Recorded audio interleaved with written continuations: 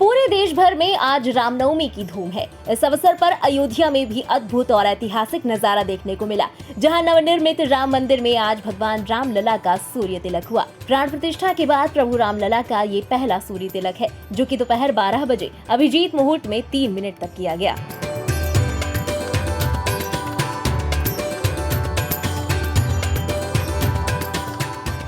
आज रामनवमी पर रामनगरी अयोध्या में बने नवनिर्मित राम मंदिर में प्राण प्रतिष्ठा के बाद विराजमान प्रभु रामलला का पहला सूर्य तिलक हुआ।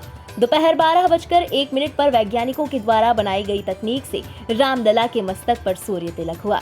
जैसे ही रामलला के मस्तक पर सूर्य की पहली किरण पहुंची, मंदिर का वातावरण भक्ति भाव में डूब गया और राममय हो गया। जिसके बाद विधि विधान के साथ भगवान राम की पूजा अर्चना की गई और मंगल गीत और भजन गाए गए। दोपहर के समय सूर्य की किरणें रामलला के मस्तक पर पड़ी। शीशे और लेंस से जुड़े एक तंत्र की वजह से रामलला का सूर्य तिलक संभव हो सका। सूर्य की किरण मंदिर के तीसरे तल पर लगे पहले शीशे पर पड़ी। यहाँ से किरण टकराकर पीतल की पाइप में गई।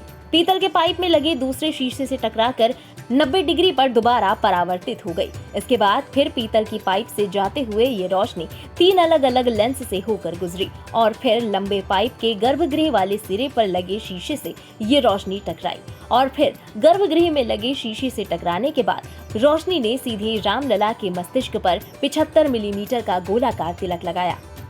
बता दें कि बेंगलुरु की एक कंपनी ने 8 धातुओं को मिलाकर 20 पाइपों से ये पूरा सिस्टम बनाया, जिसके बाद कंपनी ने 1 करोड़ 20 लाख रुपए का ये सिस्टम मंदिर को दान में दे दिया। 65 फीट लंबे इस सिस्टम में 8 धातु के 20 पाइप लगाए गए हैं।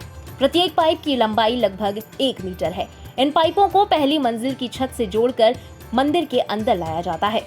भगवान रामलला के माथे पर गर्म किरणों को पड़ने से रोकने के लिए फिल्टर का इस्तेमाल भी किया गया है।